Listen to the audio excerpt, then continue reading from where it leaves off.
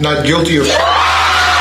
A man jumped over a fence to rescue a drowning child, but the child's parents later sued him for trespassing and demanded $100,000 in damages. Surveillance footage shows that Johnson was walking past the house when he suddenly heard someone screaming.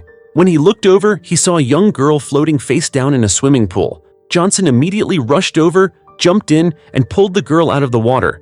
At that moment, the girl was not breathing. Johnson performed CPR on her, and by the time the ambulance arrived, she had already started breathing on her own. Paramedics later said that if Johnson had been even 1 minute later, the girl's life could have been in serious danger. However, after learning what happened, the girl's parents sued Johnson for illegally entering their property. Their attorney argued that Mr. Johnson entered their private residence without permission. He had no legal right to be there. They also stated that their home has a security system and that Johnson triggered the alarm.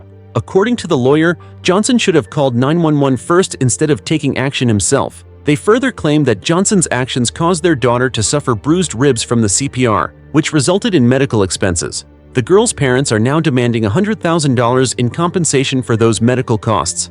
The case is currently still pending in court. If you were the judge, how would you rule? Do you think Johnson should be held responsible?